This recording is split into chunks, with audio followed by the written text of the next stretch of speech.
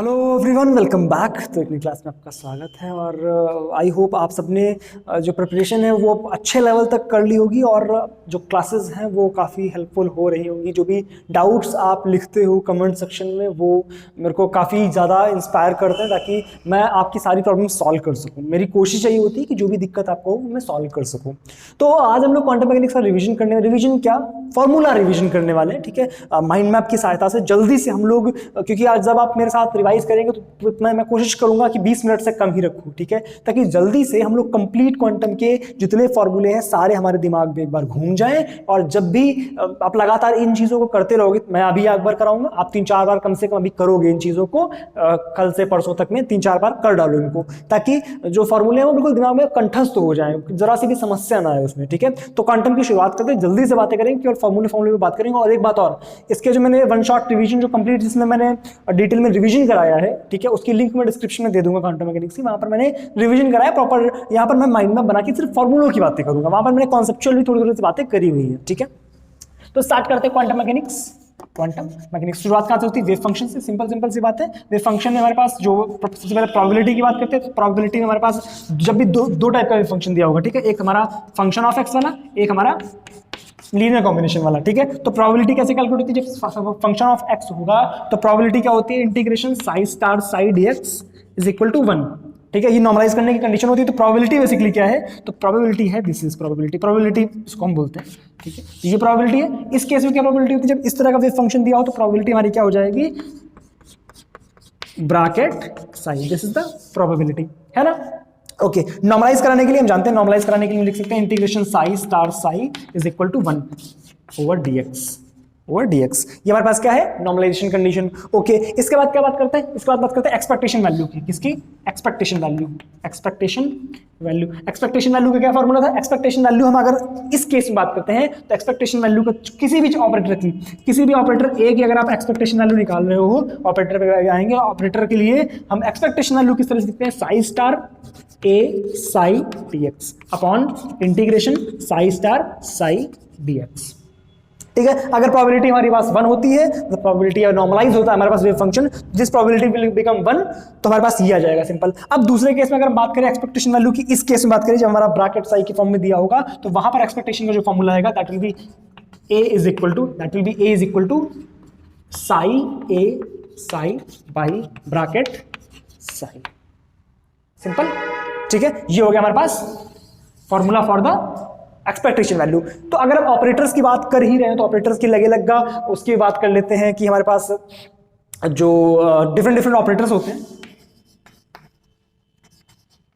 Operators की बात करते हैं। सबसे पहले मोमेंटम ऑपरेटर की बात करते हैं। मोमेंटम इन एक्स डायरेक्शन की अगर हम बात करें, मोमेंटम एक्स ऑपरेटर क्या होता है हमारे पास? इसकी वैल्यू होती है minus I H cross del X. ये किसका ऑपरेटर है? मोमेंटम का ऑपरेटर है, ठीक है। इसके बाद बात करी थी हमने काइनेटिक एनर्जी ऑपरेटर की। काइनेटिक एनर्जी का ऑपरेटर होता है, काइनेटिक एनर्जी का जो ऑपरेटर होता है that is minus H cross square by 2m D square या डेल स्क्वायर बाई, अगर सिंपल एक्स का फंक्शन है तो हम डी स्क्वायर लिख सकते हैं, मैंने del square by del X square. ये क्या है? Kinetic energy operator. इसका पोटेंशियल एनर्जी ऑपरेटर क्या होता है? पोटेंशियल एनर्जी ऑपरेटर होता है multiplication by VX. Position operator क्या होता है? Multiplication by position, simple. अच्छा, इसके बाद हमारे पास हैमिल्टोनियन ऑपरेटर क्या होता है? तो हैमिल्टोनियन ऑपरेटर हमारे पास क्या था? Kinetic energy plus potential energy minus H cross square by 2m D square by DX square plus VX. ये क्या हमारे पास? हैमिल्टोनियन ऑपरेटर, ठीक है। जो हम एनर्जी का ऑपरेटर यूज करते हैं दैट इज जो टाइम डिपेंडेंट एनर्जी का ऑपरेटर होता है वो क्या होता है हमारे पास? I H cross del t, this is energy का ऑपरेटर। इसका ऑपरेटर है टाइम डिपेंडेंट एनर्जी का ऑपरेटर। तो यहां से हमारे पास श्रोडिंगर इक्वेशन क्या बनती है? श्रोडिंगर इक्वेशन हमारे पास क्या बनती है? अगर हम इसकी बात करें तो टाइम इंडिपेंडेंट श्रोडिंगर इक्वेशन जो होती है, टाइम इंडिपेंडेंट, तो minus H cross square by 2m D square psi by D X square plus V X psi is equal to E psi. This is a time independent Schrodinger equation, एक time dependent Schrodinger equation क्या बनती है? I H cross del T psi is equal to E psi. This is the time dependent Schrodinger equation, है ना। इसके बाद बात करते हैं हम लोग जो हमारे पास आइगन वैल्यू आइगन फंक्शन होते हैं। तो आइगन वैल्यू आइगन फंक्शन के लिए हम क्या लिखते हैं? आइगन वैल्यू आइगन फंक्शन के लिए हम लिखते हैं इस तरह से, क्या हमारे पास ऑपरेटर है, हमने अप्लाई किया साई पे, क्या मिल गया? ए साई। तो यहाँ पर ए क्या होता है? आइगन वैल्यू, साई क्या है? Eigen function, A is the eigen operator, ठीक है। तो यहां से हम आइगन वैल्यू निकाल लेते हैं। इसके बाद बात करते हैं बॉक्स की, है ना, 1D box, 2D box, 3D box. तो अगर हम बॉक्स की बात करते हैं तो बॉक्स हमारे पास 3 टाइप के थे, 1D पहले हम 1D की बात करते हैं। तो 1D के लिए हमारे पास बॉक्स के लिए हमारे पास वेव फंक्शन आता है, वो क्या होता है, psi is equal to √2/L sin n pi x by L, यही था। ओके, इसके बाद हमारे पास क्या था 1D बॉक्स के लिए एनर्जी का फॉर्मूला क्या था, E is equal to n² pi square h² by 2ml²। This was the formula for energy. बहुत बढ़िया, रफ्तार में फटाफट से जितनी चीजें आपको याद होती जाए सब कुछ लिखते जाओ, माइंड में अभी तो है, ठीक है, सारी चीजें अपने आप बनती चली जाएंगी। ये हो गया हमारे पास एनर्जी का फॉर्मूला। इसके बाद क्या था, एनर्जी की जो इसमें देखो बॉक्स ना दो टाइप के थे, याद करो। हमारे पास एक था जो सिमेट्रिक बॉक्स था, एक था जो एंटी सिमेट्रिक बॉक्स था, ठीक है। तो सिमेट्रिक बॉक्स के लिए जो हमारे पास सिमेट्रिक बॉक्स का मतलब क्या था, इस तरह से, जहां पे x यहाँ पर 0 था, है ना, और दूसरा क्या था हमारे पास जिसमें x यहाँ पर 0 था, है ना, यहाँ पर x इक्वल टू a था, यहाँ पे -a/2, यहाँ पे क्या था a/2। तो इसके लिए जो था ऑड वाले, जहाँ पे हमारे पास जो सिमेट्रिक बॉक्स था उसके लिए और इसके लिए, दोनों के लिए एक्सपेक्टेशन वैल्यू जो होंगी वो अलग अलग होंगी। जब इसके लिए हम एक्सपेक्टेशन वैल्यू की बात करेंगे तो इसके लिए x की एक्सपेक्टेशन वैल्यू आएगी 0, इसके लिए एक्सपेक्टेशन वैल्यू क्या आती है, बीच वाला पॉइंट a/2, है ना, इसके लिए एक्सपेक्टेशन वैल्यू क्या होती है a/2। मोमेंटम की एक्सपेक्टेशन वैल्यू क्या होती है बॉक्स के केस में, मोमेंटम की एक्सपेक्टेशन वैल्यू होती है 0। तो बेसिकली जब भी मैं एक्सपेक्टेशन वैल्यू कैलकुलेट करनी होगी तो फॉर्मूला कौन सा लगाएंगे, एक्सपेक्टेशन वैल्यू के लिए फॉर्मूला लगाएंगे हमेशा यही वाला, ठीक है। जिस भी फंक्शन के फॉर्म में आपको लिखना होगा, आप एक्सपेक्टेशन वैल्यू का फटाक से फॉर्मूला लगाओ, आंसर निकालो, ठीक है। इसके बाद किसकी बात करते हैं, इसके बाद बात करते हैं हम हार्मोनिक ऑसिलेटर की। किसकी बात करते हैं, हार्मोनिक ऑसिलेटर की, ठीक है। हार्मोनिक ऑसिलेटर के लिए जो हमारे पास जो इसमें वेव फंक्शन हमारे लिए कुछ खास काम करनी था एग्जाम के लिए, तो हम सिंपल अगर उसकी एनर्जी की बात करें तो E का फॉर्मूला क्या था, E was n + ½ h omega. इससे पहले बॉक्स में अगर हम 2D की बात करें, तो हमारे पास क्या बन जाएगा, √2/Lx sin nx pi x by Lx।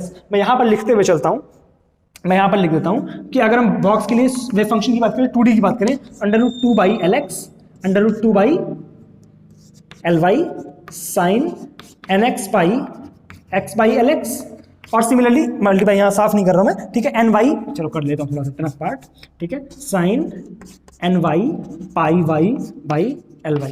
ये क्या था हमारे पास 2D के लिए। सिमिलरली 3D में एक टर्म का मल्टीप्लाई हो जाएगा, यहाँ LZ वाला टर्म आ जाएगा, यहाँ पर भी एक LZ वाला टर्म आ जाएगा, ठीक है। मोस्ट इंपॉर्टेंट चीज कि जो हमें याद रखनी पड़ती है डिजनरेसीज, कि जब 2D और 3D आएगा तो 2D के केस में जो बॉक्स होता है, तो 2D बॉक्स के लिए मैं कहाँ लिखूं, इधर लिख देता हूँ। 2D के लिए बॉक्स अगर होगा तो उसके लिए डिजनरेसी क्या होती है, फॉर्मूला मतलब शॉर्ट ट्रिक आपको याद रखनी है कि 1 2 2 1 2 2, ठीक है। ये होती है हमारे पास 1 2 2 1 2 2 1 2, नहीं कुछ मैंने गड़बड़ लिखा, 1 2 1 1 2 1 2 2 सॉरी, ठीक है, 1 2 1 2 2, ठीक है। ये हमारे पास डिजनरेसी, यानी हमारे पास फर्स्ट स्टेट के लिए जो डिजनरेसी होगी वो 1 होगी, मतलब ग्राउंड स्टेट के लिए। किसकी थी, ग्राउंड स्टेट। ये क्या थी, फर्स्ट एक्साइटेड स्टेट, फिर सेकंड। तो हमेशा काउंटिंग कहां से शुरू करनी है, ग्राउंड स्टेट से शुरू करनी है, ठीक है। फिर फर्स्ट, फिर सेकंड, फिर अगर हम 3D की बात करें, 3D के लिए हमारे पास शॉर्ट ट्रिक क्या रहती है, 3D के लिए शॉर्ट ट्रिक हमारे पास रहती है 1 3 3 1 6 3 3 6। आप फोन नंबर की तरह याद रख सकते हो, 1 3 3 1 6 3 3 6। ये था हमारे पास डिजनरेसी, ठीक है। इसके बाद आते हैं हार्मोनिक ऑसिलेटर पे। हार्मोनिक ऑसिलेटर की हमारे पास एनर्जी क्या थी, n + ½ h ओमेगा। अब अगर हमारे पास, अगर हम जो हार्मोनिक ऑसिलेटर है उसकी डायमेंशंस बढ़ाएंगे, अगर हम 2D में जाएंगे, तो एनर्जी क्या हो जाएगी, एनर्जी हमारे पास हो जाएगी nx + ny + 1 × h omega. I hope आपको ये दिख रहा हो, लेट मी चेक। थोड़ा सा मैं कैमरे को पीछे कर देता हूँ, ठीक है, ताकि जो चीज़ें आपसे मिस हुई हैं वो भी आपको दिख जाएं, ठीक है। Sorry for that.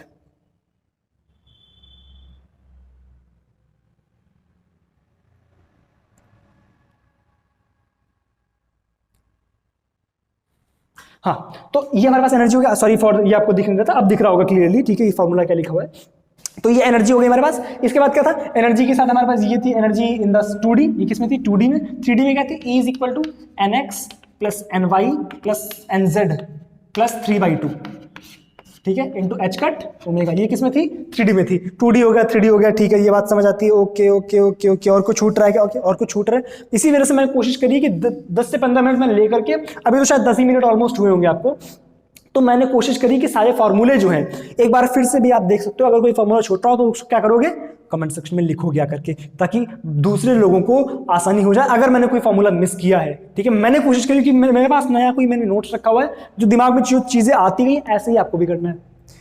मैंने जरूर यहाँ नोट्स नहीं रखा, बट आपको साथ में एक बार नोट्स रखना है, बंद करके, खोल के नहीं, बंद करके नोट्स रखोगे, और ऐसे जितने फॉर्मूले याद आते जाए हर टॉपिक के। कितना टाइम लगा, गिनती करके देख लो, 10 मिनट लगे होंगे। 10 मिनट अगर लगे हैं, इसका मतलब क्या है, 10 मिनट में फॉर्मूले तो आप सारे लिख सकते हो एक टॉपिक के, क्वांटम मैकेनिक्स कंप्लीट हो गया। जब क्वांटम कंप्लीट हो सकता है तो 7 8 10 जो टॉपिक, अब चूंकि क्वांटम में आपने कहा एटॉमिक न्यूक्लियर नहीं आया अभी, ठीक है, तो मैं इस वजह से टॉपिक्स बोल रहा हूँ, तो हमारे पास 10 लगभग टॉपिक्स टोटल बन जाते हैं।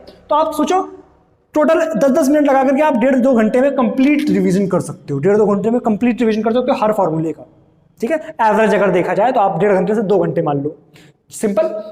तो आई होप चीजें क्लियर हुई होंगी। जो फॉर्मूला छूटा है अगर इसमें, तो आप नीचे आकर के कमेंट सेक्शन में लिखोगे ताकि दूसरे लोगों को भी समझने में आसानी हो, क्योंकि अगर कुछ छूट रहा है आपने करना क्या है, सेम प्रोसीजर फॉलो करना है, एक माइंड मैप बनाना है, जो चीजें आपसे छूट रही हैं आप चेक करोगे बाद में, जब आपका माइंड मैप कंप्लीट हो गया, आपने देखा कि अच्छा ये फॉर्मूला में से छूट रहा है, अब क्या किया मैंने वो चीज उठा करके, चूंकि बोर्ड है तो यहाँ पर चीजें बन नहीं पाएंगी, आपके A4 शीट जब आप लोगे तो आपके पास काफी स्पेस होगा, क्योंकि मैं कुछ ही हिस्सा आपको दिखा सकता हूँ, कुछ हिस्सा छिपा हुआ होता है, ठीक है। तो इस वजह से आप क्या करोगे, जो भी चीजें छूट रही होंगी उनको बाद में ऐड करोगे अपने माइंड मैप में, ठीक है यार। आप मेरे वाले में भी ऐड करोगे, ठीक है। अगर मेरा कुछ छूटा हुआ है कोई फॉर्मूला, नोट्स आपके पास है, मैंने फुल रिवीजन भी करा रखा है, लिंक डिस्क्रिप्शन में है, यहाँ मैंने सिर्फ फॉर्मूले रिवाइज कराए with the mind map. Clear है? कोई डाउट कमेंट सेक्शन, कोई भी डाउट आप टेलीग्राम पर भी बोल सकते हो, आप इंस्टाग्राम पर भी बोल सकते हो, चाहे जहां आप बोलो, ठीक है। चलो मिलते हैं नेक्स्ट सेशन में। ढंग से पढ़ाई करो, रफ्तार चलो, एक समय मतलब मचा दो, इस समय धूम मचा दो, ठीक है। कोई दिक्कत है ना कमेंट सेक्शन में। चलो मिलते हैं नेक्स्ट वीडियो में, तब तक के लिए थैंक यू सो मच, और पढ़ना अच्छे से, ठीक है। चलो बाय बाय।